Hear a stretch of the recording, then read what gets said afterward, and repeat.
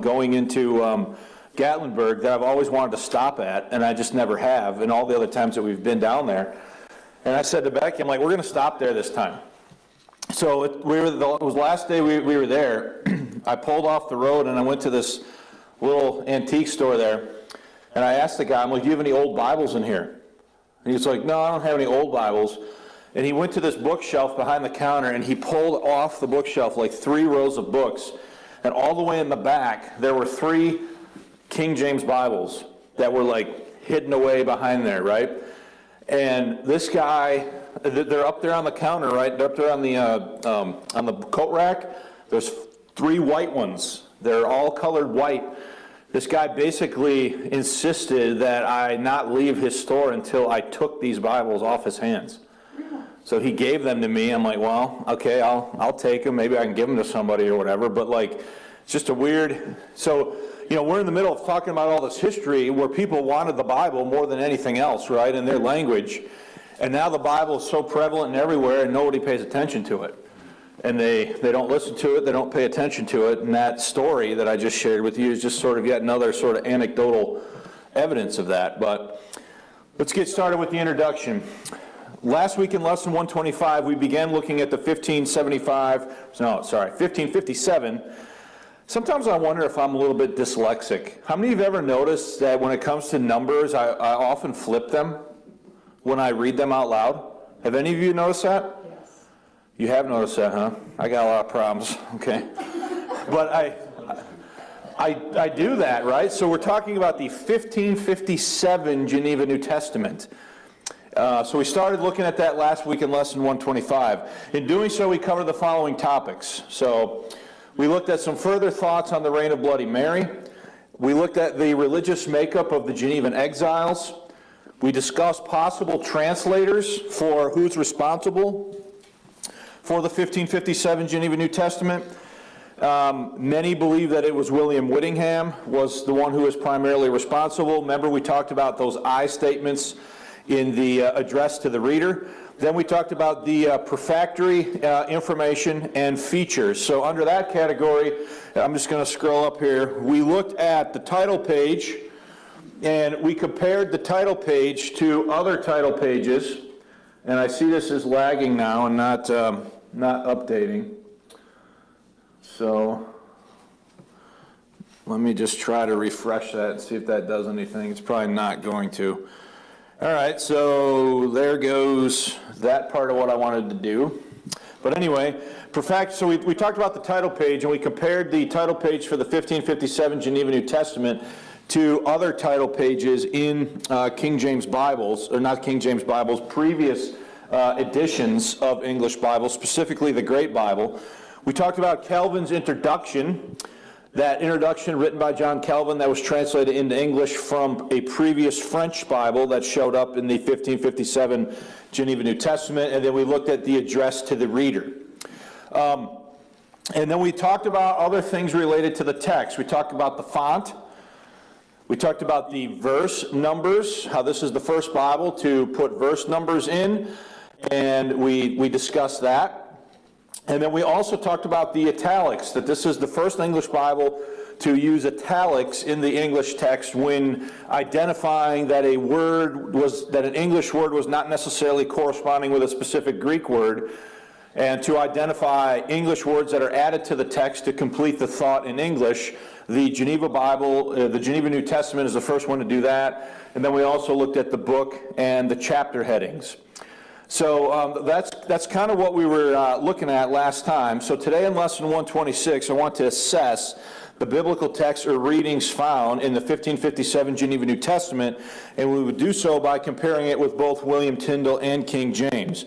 Now, I do want to take a minute here to try to reconnect this, because I do want to show some things here, and it apparently has lost its connection. So I am going to reset this. So I apologize, but I want to be able to show some things on the screen for the benefit of people who are watching at home. Somebody needs to remind me when this is done that I need to bring in the equipment to make a wired connection so that this doesn't happen. I have the right connector here, but I need a long enough HDMI cable to be able to plug into the TV. I have one at home, I just don't remember to bring it. You know how it is on Sunday morning, right? You're scrambling around trying to figure out, did I remember everything? And then, of course, you inevitably forget something, right? At least that's what happens for me. So let's put this back up here and try to go from there. So let's look at the first point then, assessing the text. So among historians, there is some disagreement as to which previous English Bible served as the base text for the 1557 Geneva New Testament. Regarding the matter, Dr. Daniel states the following in the Bible in English, its history and influence. He says, quote, "The New Testament text, though aware of Coverdale's work on the Great Bible, goes back behind that to follow Tyndale in 1534. Usually thought to be a version printed in London by Richard Jugg in 1548. Influential for the first time was Theodore Beza's Latin New Testament, published in Geneva the year before in 1556. So what this is saying is that this particular observer of the situation, Dr. David Daniel, he believes that the 1557 Geneva New Testament is fundamentally a revision of William Tyndale's New Testament from 1534, and that served as the base text, okay? Blackford Condit states the following in the History of the English Bible from 1882. He says, quote, "While the translation of 1557 is based upon the New Testament version of Tyndale as contained in the Matthew's Bible, 1537, yet it is independent and has probably greater claims to originality than any preceding English Bible." So what he's saying there is that he's saying it slightly differently. He's saying that it's Tyndale through the Matthew's Bible of 1537. And then he's saying that there are more original independent readings found in the Geneva New Testament than there were in previous English Bibles. So let's just make sure we understand what that's saying, okay? The first guy to put a Bible into print in English was Tyndale, right? We've seen how Coverdale did his own based upon Latin and German and other things, but then we saw how in 1537, the Matthew's Bible moved forward all of Tyndale's translations, and then for the places that Tyndale was not available, it basically just gave Coverdale, right? And then we've seen how in 1539, the Great Bible was a revision of this Bible from 1537. So what Condit is saying is that the Geneva New Testament is based on Tyndale, but there are more things in it that are original that are not necessarily reliant on Tyndale. So let's go to page 2. Meanwhile, J.I. Mombert states it somewhat differently in his 1883 work, English Versions of the Bible. He says, quote, "The Geneva New Testament of 1557 is Tyndale's version collated with the Great Bible, which in the New Testament is likewise based on that version and a strong leaning on Beza, with the result of a substantial agreement with Tyndale as less frequent distance from him, an agreement with the Great Bible, and an occasional difference from both, an agreement on Beza." So anyway, what all these guys are talking about is what is forming the base text of this New Testament from 1557. There's no way around that it's William Tyndale, and then to what degree it's other people is debatable. So let's look at my point here.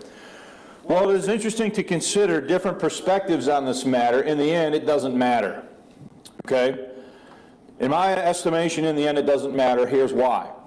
The bottom line is that the 1557 Geneva New Testament is fundamentally Tyndalian, meaning it doesn't matter if it came through Tyndale, the Matthew's Bible, or the Great Bible. All of those are fundamentally the work of who? Tyndale. So it doesn't really matter from that standpoint, in my opinion, okay? Whether the base text was the Matthew's Bible of 1537 or the Great Bible of 1539 is of no ultimate consequence, since both of these editions were Tyndalian as well. Once again, we cannot overstate the influence of William Tyndale. His work looms large over all of these pre-1611 English Bibles, as it does with the King James itself.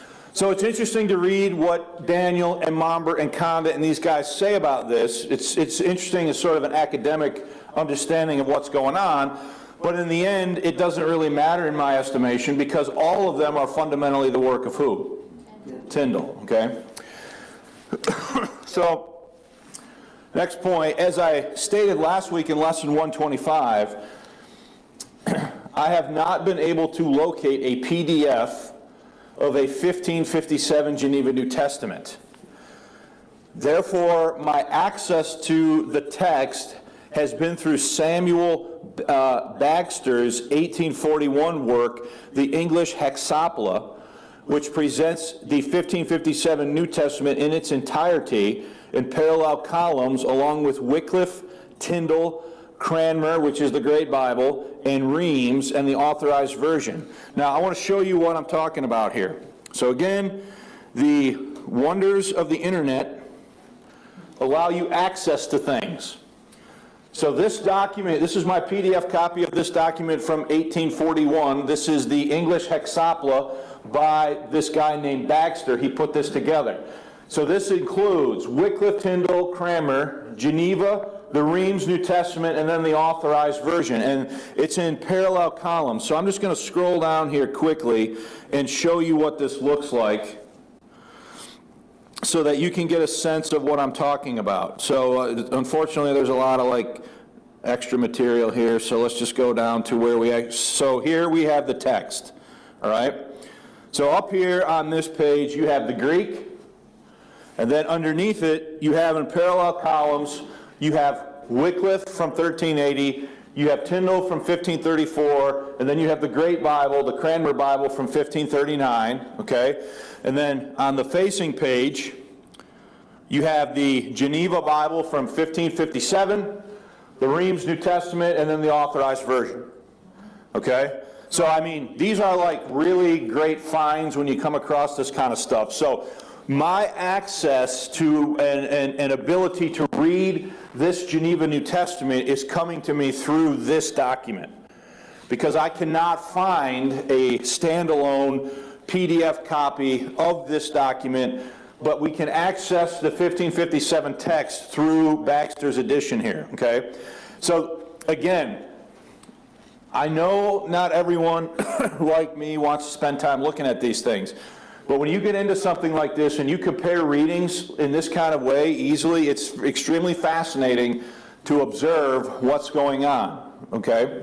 We don't have time to look at all that. I just wanted to show you where I'm getting this access to this text from, okay? So let's look at the next point on page 2, middle of the page. There is disagreement over the wisdom of Bagster's choice to include the Geneva text from 1557 instead of the one from 1560 in his English Hexapla. Mombert states the following regarding the matter, quote, "Before giving a few extracts from this first Genevan New Testament of 1557, I cannot but deplore the mistaken judgment of the reproduction of the text of that edition in Bagster's Hexapla in lieu of that of 1560. First, because the latter, on account of its intrinsic superiority, possesses a critical value in which the first is deficient, and secondly, because the critical importance which the version of 1557 does possess is derived from the annotations which Bagster's reprint are omitted." So what is he saying here, okay?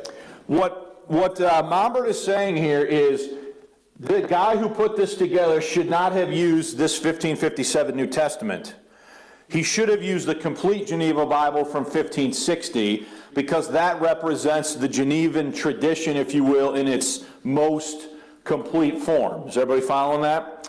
And second, he's saying any value that was here in this 1557 from a critical standpoint is lost because he doesn't have the marginal notes, and those things are taken out of here. All he's giving you is the text. So that's one opinion of this, okay? Let me just say to you, for me to find this and be able to read it, I was thrilled to death regardless of what Mombert said, because I could actually read it for myself. Look at the next point.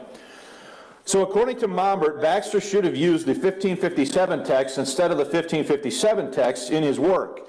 In Mombert's view, only the marginal, should say notations, we need to change that to notations, only the marginal notations of the 1557 text are of, quote, critical importance, and they do not appear on Baxter's Hexapla. I think that should say in Baxter's Hexapla. Professor Daniel offers a much different perspective. He says, quote, Baxter's choice of this text, referring to the 1557, over the New Testament from the complete 1560 Geneva, that should say Bible, has been regarded as odd, but his decision was sound. For so much that was later standard, not only in the King James, for example, first appeared in 1557. So what's he saying? He's saying there are King James readings that show up in the King James Bible that first appeared in English in this 1557 New Testament. So Daniel thinks that Baxter made the right decision by including this one over the other one. So you have some scholarly disagreement there about it. So let me just tell you again from my point of view. I have in my library, I brought it in last week, a 1560 Geneva New Testament. If it weren't for this document and this edition from Baxter here, I wouldn't have access to this, the text of 1557, so I'm kind of happy that he did it this way. Is everybody following this? So while I understand Mombert's point, I side with Daniel in this discussion. My interests lie in trying to ascertain when a given English reading first appeared in the English Bible. Baxter's use of the 1557 grants us access to this text, which might otherwise have been hidden from view. So everybody clear on why I'm saying that? The following, so I'm going to switch this back over to the notes, if I can get it to cooperate. And we need page 3. Okay. The following examples were selected to give us a flavor of how the Genevan text compares with the text of William Tyndale and the King James Bible. Adopting a standard format for doing this was a bit tricky since each used a slightly different methodology. So let's change that, Sylvia, since each author used a slightly different methodology. The first grouping of examples are taken from the works of Dr. David Daniel and Blackford Condit. And the tables that follow, underlined words indicate wording changes from the preceding translation listed in the table. Okay, so let me just show you what I'm talking about there before we look specifically, all right? So here's the Lord's Prayer from Matthew 6. Here's Tyndale from 1534, and then here's the Geneva New Testament.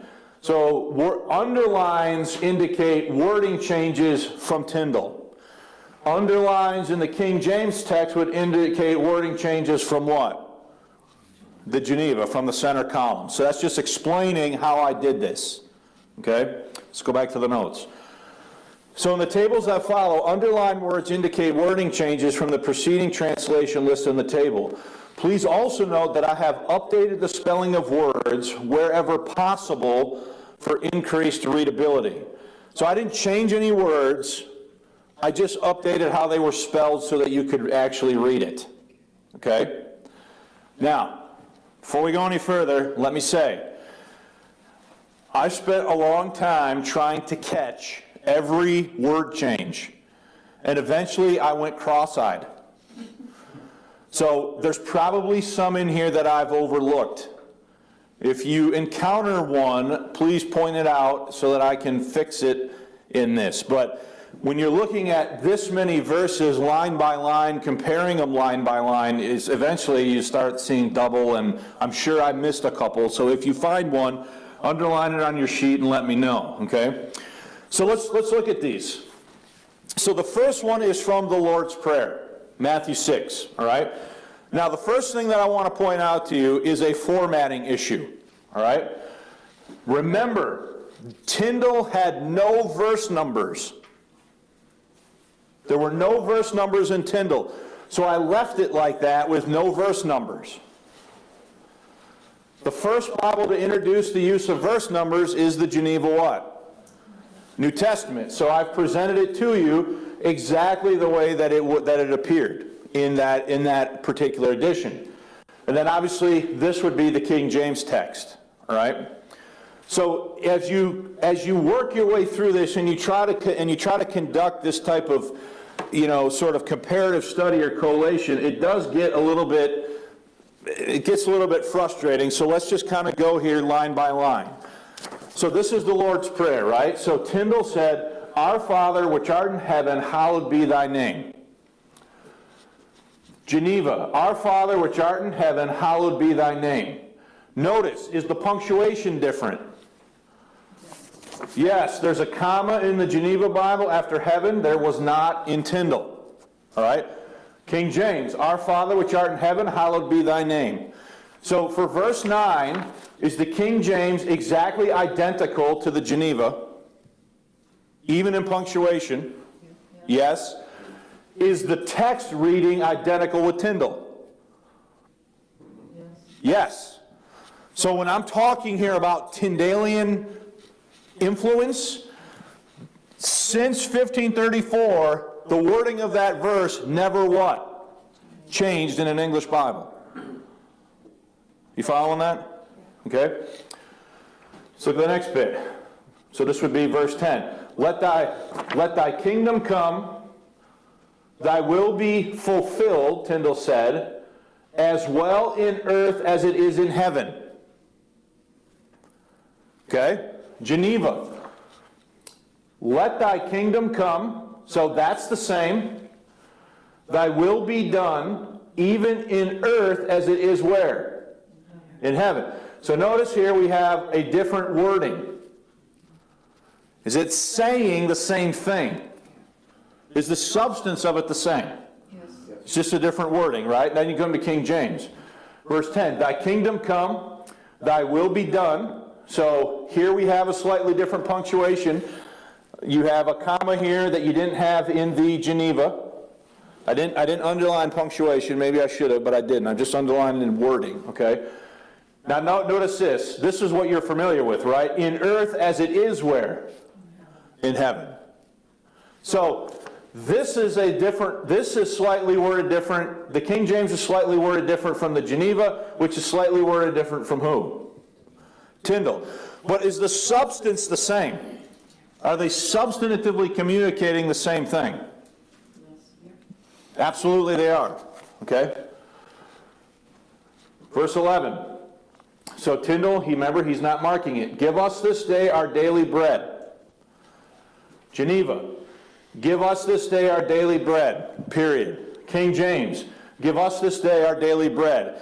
Is it exactly the same as what Tyndale had in 1534? Yes. Yes. Go to verse 12. And forgive us our trespasses, even as we forgive our trespassors. That's what Tyndale had. Geneva. And forgive us our debts. So trespasses now is what? Debts. Even as we forgive our debtors. So that's the only change, and this comma here. Okay? Is everybody tracking with me here? That's the kind of tedious work you got to do to understand this stuff. All right? And maybe some of you are like, boy, I wish you'd just move along. But I want you to see. I've been trying to build and make an argument here now for a very long number of weeks about how the King James is fundamentally what? Tyndale. Okay? Now go to the King James. Verse 12, and forgive us our debts as we forgive our debtors. Is the King James reading in verse 12 exactly identical to the Geneva New Testament in that verse? Yes. Tyndale, Geneva, and King James, are they substantively saying the same thing? Yep. Let's go to verse 13, which starts, so Tyndale had, and lead us not into temptation, but deliver us from evil, for thine is the kingdom, and the power, and the glory, forever. Amen. Geneva. Of course, it decides to bug out on me right when I want to read it. Forgive, Geneva, and lead us not into temptation, but deliver us from evil, for thine is the kingdom and the power and the glory forever. Amen. Is it exactly identical to Tyndall? King James, and lead us not into temptation, but deliver us from evil, for thine is the kingdom and the power and the glory forever. Amen. That verse, verse 13, so verse 9, verse 11, verse 13, never changed, going all the way back to Tyndall from 1534. Is everybody following that? Okay, so let's just, anybody have any questions or comments about that, or anything stand out to you when you actually take time to look at this stuff? I have kind of a question. My grandma Bryan always prayed trespasses and trespassers, and she would have learned in the very early 1900s. Do you think that's tradition passed down to her? Well, do you know, did she grow up reading a King James Bible or like the Revised Version or something else? I don't know what they had in the early 1900s. Yeah, I don't know either. I mean, I've heard people even say swap out debts for trespasses. I've heard people pray it that way. So that could be tradition. That could be related to maybe the way the Common Book of Prayer had it. There could be a number of explanations for why somebody would have memorized it that way. Any other thoughts or observations here? Do you see how important Tyndall was? Yes. So when I say to you that the King James Bible was 83% Tyndall, that's not a made-up thing. It is 83% what? But think about it. Yes, this is 83% Tyndall, but is this 83% Tyndall too? Yeah, because this is coming from who? Tyndall.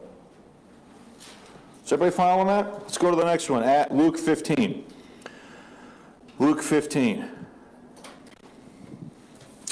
So again, I just want to point out, no verse numbers in Tyndall. Geneva, I included the verse numbers. Here I added a space. I added a space here just so that these verses would line up nicely for you to make the comparison. Okay? So let's start here. Verse 8. Tyndall said, either what woman want, having 10 groats, if she lose one, doth not light a candle and sweep the house and seek diligently till she find it.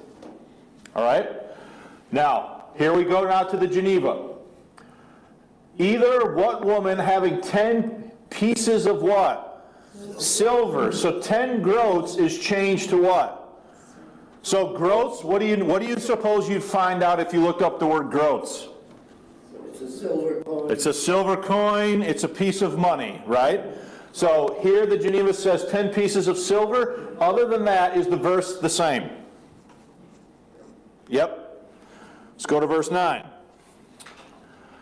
And when she hath found it, she called her lovers and her neighbors, saying, rejoice with me, for I have found the groat which I had lost. Now, when we read this about she called her lovers, you think something very different with that word in the 21st century than that word meant here. Here, in the middle of the 16th century, that was another word for what? Friends. Now if we talk about a woman having multiple lovers, we're talking about something nefarious and, that kind of thing, right? But not so here. But notice, so let's look at the Geneva New Testament.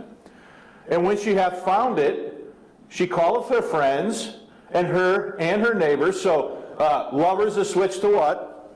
Friends. And her neighbors, saying, rejoice with me, for I have found the piece which I have lost. So there's a change there from groat to what? Piece. So I forgot to do this, so let's do this for 9 and 10. Let's go to King James. Either what woman hath 10 pieces of silver, if she lose one piece? So the word piece is here, it's not in the Geneva. Doth not light a candle and sweep the house and seek diligently till she find it. Verse 9, and when she hath found it, she calleth her friends and her neighbors. They add the word what? Together, saying, rejoice with me, for I have found the piece which I have lost. So a couple things I want to point out there. Again, is there any substantive difference in meaning between Tyndale, the Geneva New Testament, and the King James Bible? No substantive difference in meaning, right?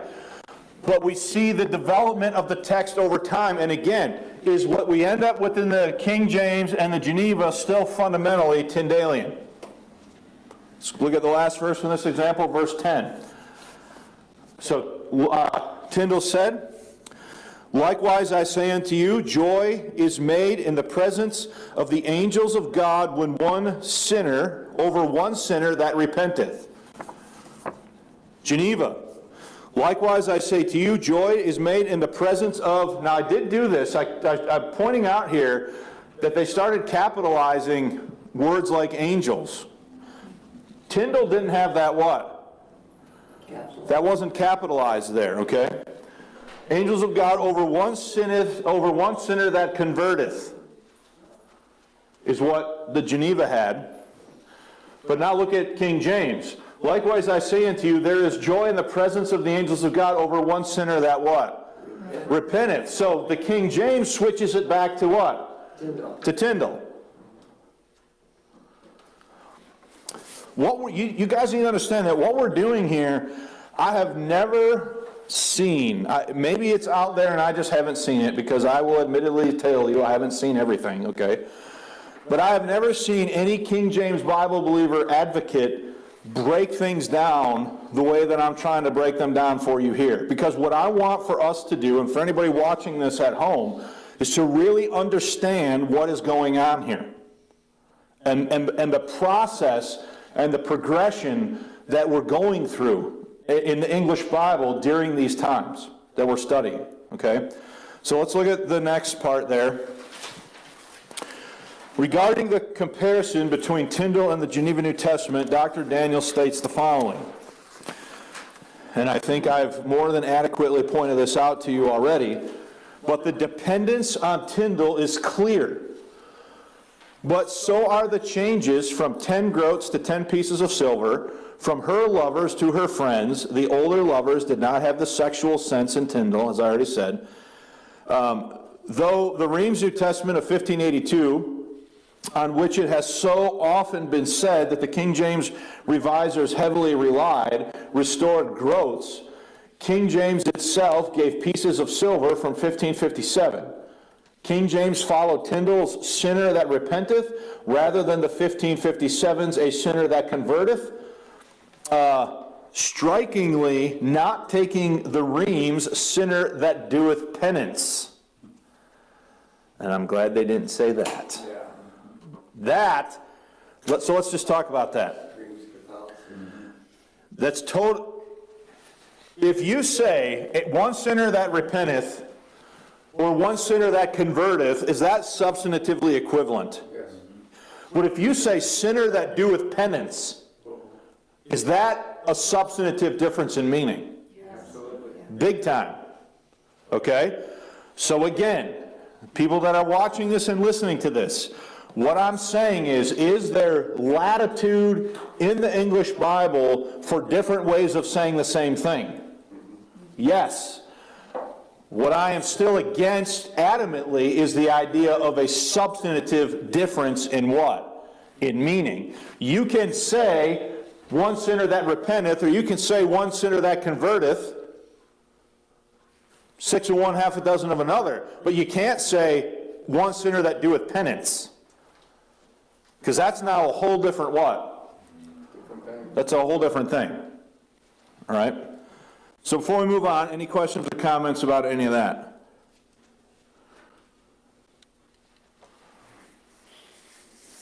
No? All right. Luke 18, verses 1 through 5. So let's just kind of go through here. I think we can kind of, well, there are a few here that we definitely need to point out. So let's look at verse 1 in Tyndale. So I'm right here. "And he put forth a similitude unto them, signifying that men ought always to pray and not to be weary saying." Okay? there was a certain judge in a city. So I already went too far. The verse ends with saying, I believe. Now let's just look at this. So let's look at the Geneva New Testament here. All right? Notice that we see some very important things that we need to identify. And he put forth a similitude also unto them. Now watch. To this end is in what? Italics. Tyndale had, and he put forth this similitude unto them, and he didn't have what? To this end. So here we see for the first time in an English Bible, I'm not saying this is the first occurrence of this, because I'm sure it's not. We're in Luke here. I'm sure there were more before this. When I say the first time in an English Bible, I mean the first time an English Bible did this. You see the use of the italics and how the italics helps explain and helps understand in English what the text is saying in Greek. You following that? Okay? That they ought always to pray and not wax faint. Where Tyndale had, ought always to pray and not to be weary, saying. So there's a few differences here. The biggest one, though, is the use of this what? Italics. So let's go to the King James for verse 1. And he spake. So these said put forth. And the King James uses the word what? Spake. And he spake a what? Parable. Whereas the Geneva New Testament and Tyndale both had what? Similitude. Well, what is a parable? It's a similitude, right? It's a story designed to teach a lesson or what have you, right? So here we see parable in the King James where Tyndale had similitude as did the Geneva Bible. Okay? And then we also have, Tyndale had men. That's dropped out in the Geneva and added back in for the King James. You see, Tyndale says that men ought, or the King James says that men ought always to pray and not faint, signifying that men ought always to pray and not be weary, saying. So Tyndale had men. They took it out in the Geneva and they put it back in where? In the King James. All right? Let's go to verse 2. Saying. So verse 2 starts with saying. You see, again, I just want to point something out here. You see how the verse numbers help you understand what verse is being talked about? I mean, I know a lot of people don't like them, and I understand their arguments. I'm not saying I agree with them, but I understand what they're saying. But imagine you're in church, and this is all everybody has. How am I going to preach effectively to the congregation without telling everybody what verse I'm reading at? Take a lot longer, right? And by the time I'm done, you folks are just finding it. And I think this illustration in particular here really makes that clear. Now notice, so verse 2 starts with the word saying. See? Saying. Now notice, so it's capitalized here. It wasn't there, because here there's was this a colon or a semicolon? It's a colon. And here there's a period, and here there's a comma.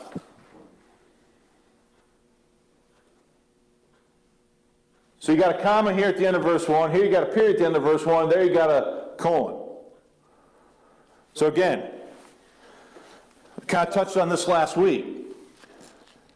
I agree. One of the things that's happening throughout this period is not only is the language developing in terms of the words, but is English punctuation refining itself. And that continues after the King James. So let me say that differently. What I mean to say there is this. When the 1611 King James came out, the one that you guys read from is a 1769 copy edition. Did the punctuation change between 1611 and 1769? Yes. So we just have to understand these things because of the way punctuation rules. I mean, I'll tell you one of the worst things about writing books is the stupid punctuation. You know, I put a comma and somebody comes along and says, no, that should be a semicolon, or that should be this, or that should, right? I mean, you get 10 English professors in a room and ask them to punctuate a paragraph, and you're going to get 12 different, you know, and because some of it is just preference. All right? But what I'm pointing out there is this. Not only is the language itself and the words in the process of changing, but is the punctuation also. Okay? So here Tyndall said weary. Here they said wax faint. Here they just said not what? They took the word wax out. Verse 2. Again, it's capitalized. Notice that the word judge is what? Capitalized. The King James is doing that still. Now today, we wouldn't do that. Unless we're talking about a specific what? Judge. If we were talking about a specific judge, then we would what? Then we use a cap, right? But we don't, that's not the way we do things, at least the way most people in English. So let's go through this, verse 2. So it starts here, saying, there was a judge in a certain city which feared not God, neither regarded man. Period.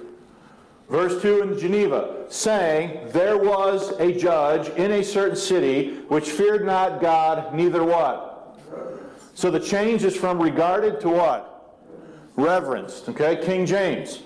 Saying there was in a city a judge, so different word order.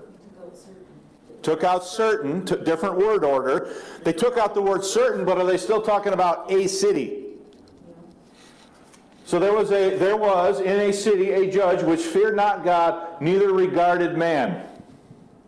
So again, we see the change from reverence back to what? Regarded. Verse 3.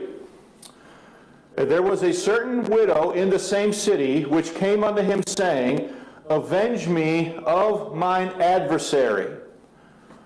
Geneva. And there was a certain widow in the same city which came unto him saying, do me justice against mine adversary. Here it was what? Avenge me of mine adversary. Here it was do me justice, right? Now look at King James. And there was a widow in that city, and she came unto him saying, avenge me of mine what? Adversary. So again, the King James, and notice how it's capitalized also, the King James is moving back to what? To Tyndall again. All right? Verse 4. And he would not for a while, but afterward he said unto himself, though I fear not God nor care for man. So I think I've already gone too far, haven't I? And he would not for a while, but afterward he said unto himself, though I fear not God nor care for man, yet because this widow troubleth me, I will avenge her, lest at the last she come and hag on me. Okay? So that's technically verses 4 and 5. But look at it again. And he would not for a what? Long time is now in what?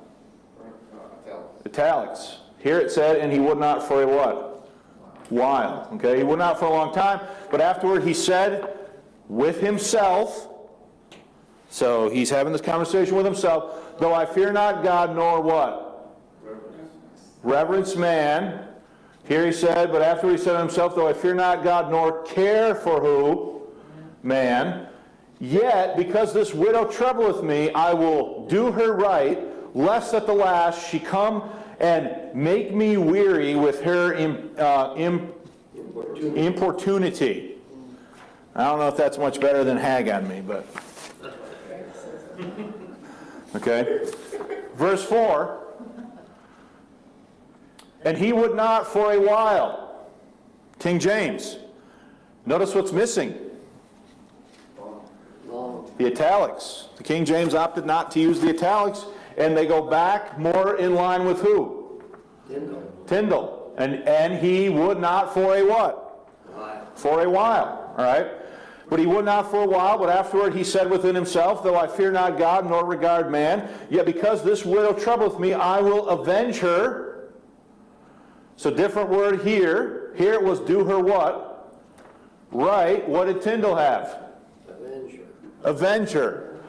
I will avenge her, lest by her continually coming she weary me. I like that a lot better than hag on me and make me weary with her importunity. Okay?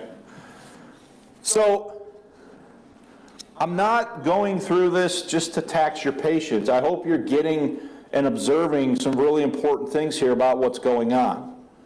So let's look at the quote underneath that on page 4. Dr. Daniel offers the following analysis of Luke 18, verses 1 through 5. That's what we just went through. He says, quote, KJV kept the first italics to this end, but not the others. I think we need to have that in italics there, Sylvia, where it says to this end. But not the others, going back to Tyndall's a while. Tyndall's hag did not survive, though it is recorded in the OED to fatigue, tire out. The importunity of 1557 gave the parable its title, the importune widow. To me, one of the biggest ones here, though, in this example, is the use of the word what? Parable instead of similitude. Okay?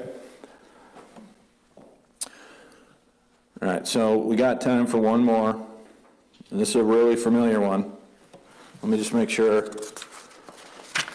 So let's end this lesson by looking at 1 Corinthians 13. All right? 1 Corinthians 13. So again, Tyndall's got no verse numbers. Though I speak with the tongues of men and of angels and have not love, I am become as sounding, I were even as, see, I can't, I'm immediately defaulting back to this, but though I speak with the tongues of men and of angels, and yet had no love, I were even as sounding brass or as a tinkling cymbal.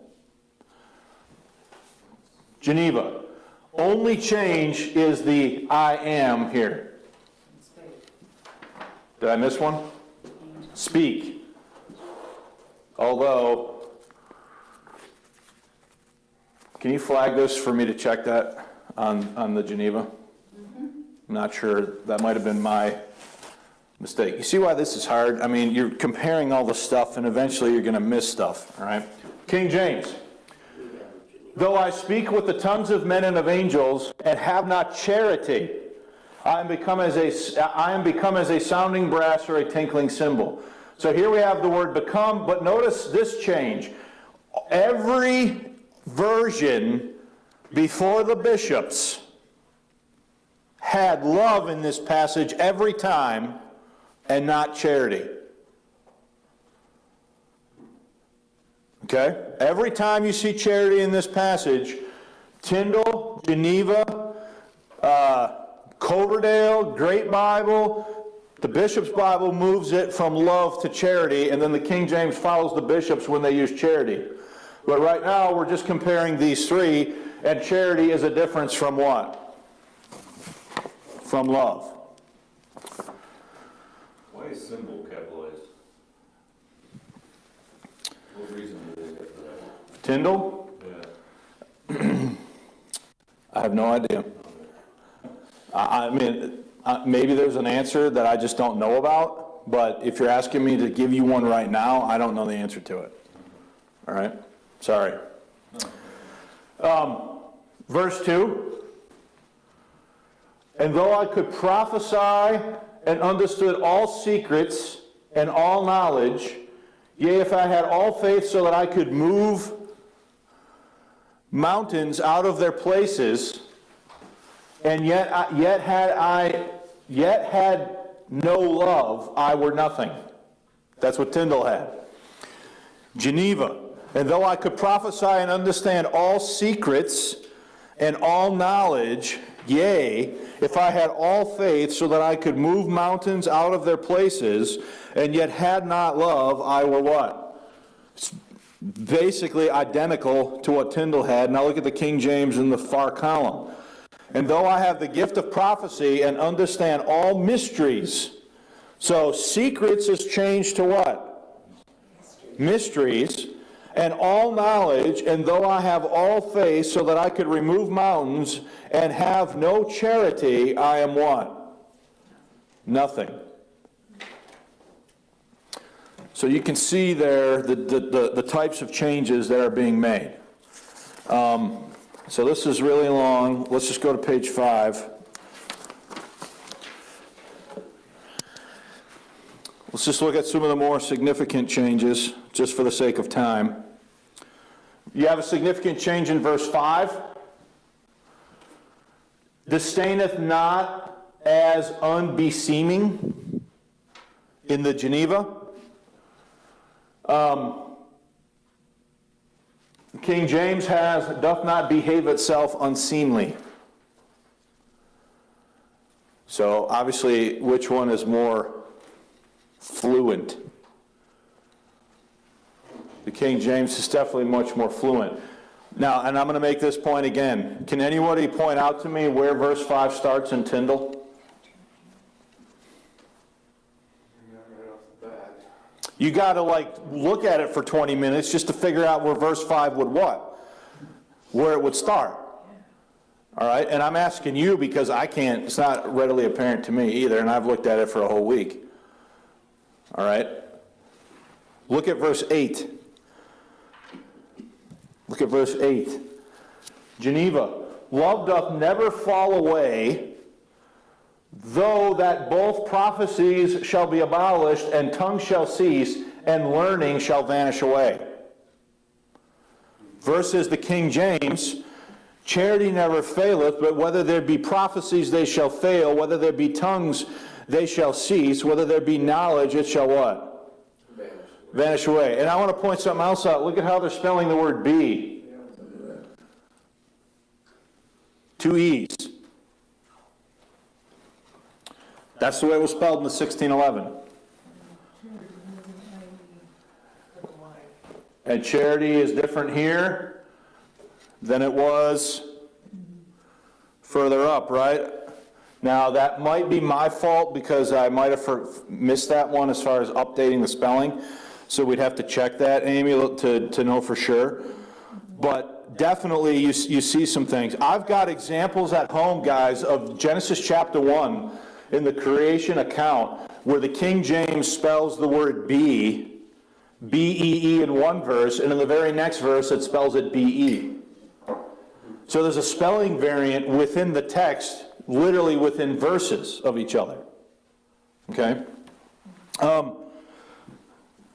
Let's go down and look at verse 12. Verse 12. So I want to point out the Geneva. For now we see in a glass, and in a dark speaking, but then shall we see face to face. Now I know in part, but then shall I know even as I am known. Versus the King James, for now we see through a glass darkly, but then face to face. Now I know in part, but then shall I know even as I am known.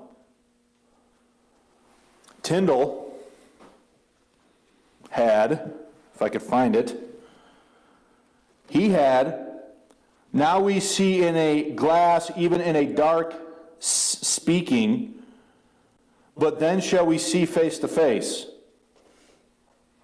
So you can see there's a lot of changes that have happened in that verse over time. And then finally verse 13, the last verse, now abideth faith, hope, and love, even these three. So I'm reading the Geneva.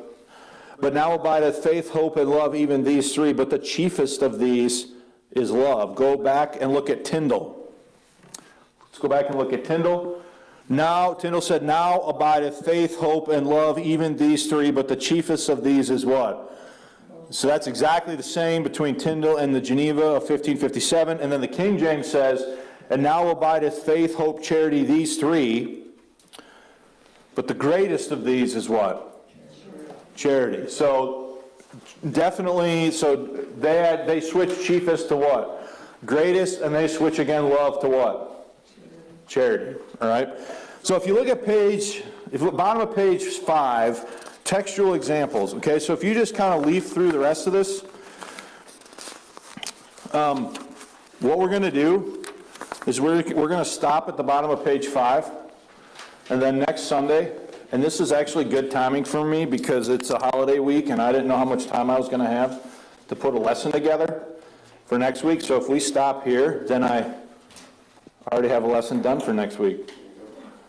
Okay, now listen, before we quit, I hope this isn't boring to you. Okay, I hope this isn't something that you're like, man, I wish you'd just get on with it. You need to see with your own eyes what is happening to the English Bible as we work our way through time. Okay? To me, this is all very enlightening and very fascinating, and I wish that more folks would take the time to look at these things that we're covering here. All right? Any questions or comments before we go? Did you say you were going to be talking about what the differences between love and charity, why they changed it? I already did that in the Sunday morning service when we got to 1 Corinthians 13. Okay. I did 2 studies on it. I think I titled it something, Love or Charity, What's the Difference? Okay. Or something like that. If you want me to, I could send you those links. Well, I can find it then. But like this is, so did Tyndall get it wrong when he said love? No. Was he making a doctrinal error when he said love over charity? But you understand, there are a lot of King James Bible believers that will say, if it doesn't say charity, it's a mistake, and you need to get a different Bible. That's what I used to when a friend of mine in the past, we were looking up those words. That's what we had that understanding of as well. But if you look up the word charity in the Oxford English Dictionary, guess what the first definition of charity is? Love. Tyndall had love, Coverdale had love, Matthews had love, the Great Bible had love, the Geneva Bible had love, all of them had love until you got to the bishops, which only in like 26 places switched it from love to charity. Every other time it kept it kept love. So yes, I talk about all of that in those 2 studies. And look, there are people that'll get mad at me for going back and looking at this kind of data in informing how I understand that.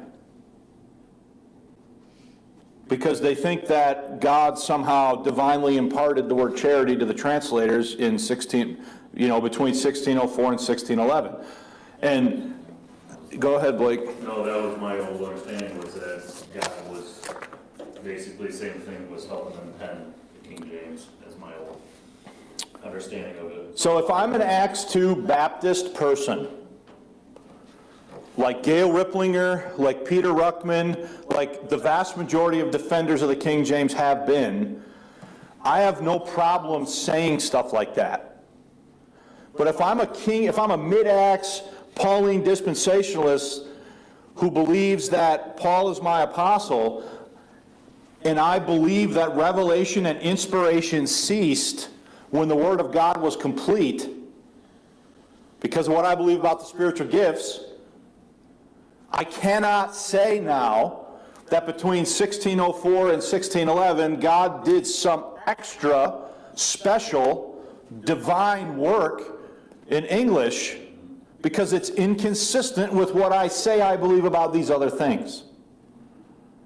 And this apparently seems to be, a hard concept for some people to get.